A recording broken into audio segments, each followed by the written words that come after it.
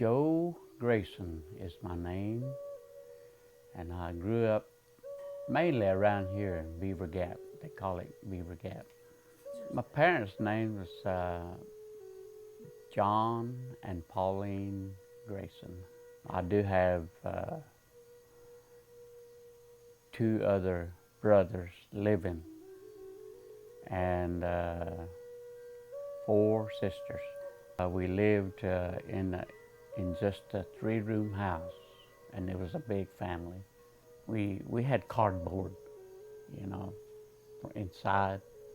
We didn't have the money to afford a fancy house, you know, and we had cardboard inside, and sometimes we played so rough, you know, that we put holes in the walls, you know, and in the wintertime when it snowed in. We didn't have any luxuries, I guess you could say, like refrigerators and TVs and stuff like that. Even though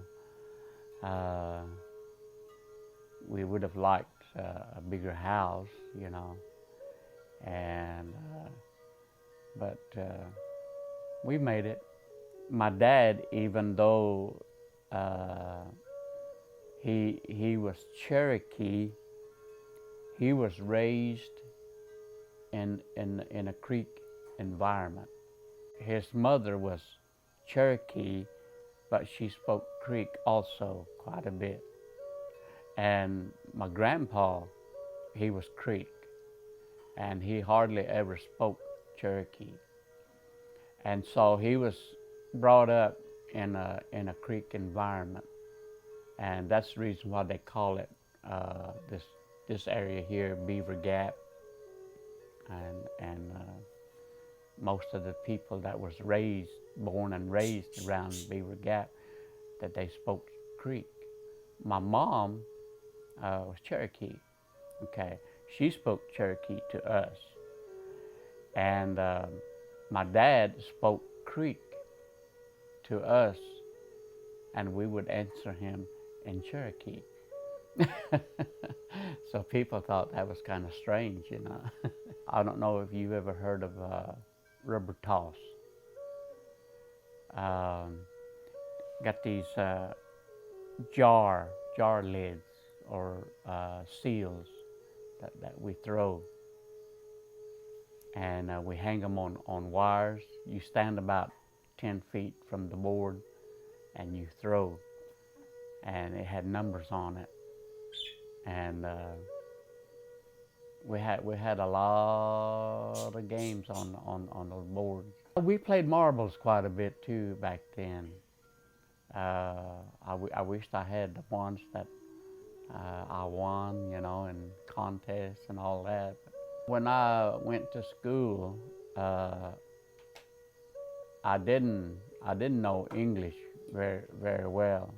I spoke mostly my native language, you know, and it was kind of hard adjusting from Cherokee to English, but I eventually made it, you know, and they, I guess you could say they were real good to me, you know, my teachers and everything. They were understanding. We liked to build fire outside, and sometimes people picked up on stomp dance songs, you know, and kind of played around like that. We would dance around the fire, you know, and the parents would be sitting on the porch watching us, laughing at us, and you know, because we mostly just trying to make them laugh, you know.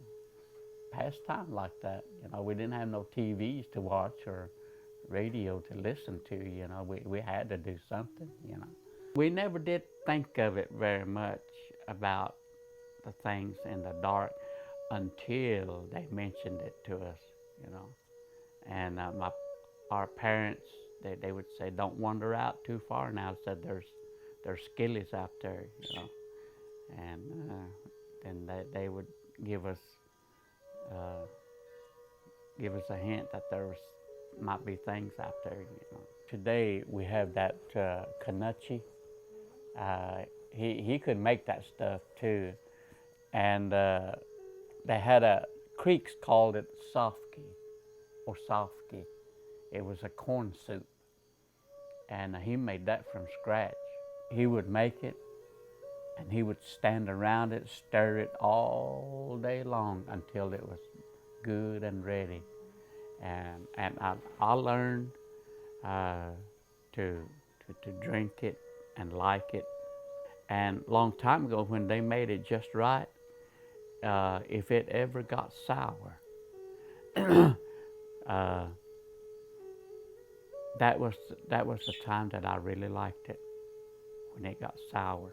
Right down the road from where we lived, there was a stomp grounds, and back then they used to have stomp dance quite a bit. And when you have stomp dances, they had festivals. Being raised around Cherokees and Creeks, we had Creek food and Cherokee food. They cooked something called blue bread. It's a Creek delicacy, I guess you could say. The cornbread was blue. And how they done that was they would get these peas, purple hull peas, and they would take the hulls and dry them out. And after they got dried, they would burn it, and the ashes from that, it would cause it to turn blue. Whenever we had visitors, whenever we had a meal and everything, the elders were the ones that were found at the table. You know, us kids, we found a corner somewhere to eat. You know, we would never be caught at the table. And today, they don't get on their children like that. And today, the children are the first ones at the table when there's a meal, you know. And whenever, well, they taught us to mind our elders too. Back then, if it was somebody else, they would get on to us, and they would whip us if they had to. You know, if we were doing something worthy of, you know, a whipping. And if my parents ever found out that they'd done that, we would get another whipping. I remember my grandpa would take us kids and take our shoes and warm them up against the stove before he put them on our feet, you know, warm our socks and everything. I remember those good times, you know. Even though we lived in poverty in a 3-room house and not much room, we still had a good place to sleep, and there was love in the home.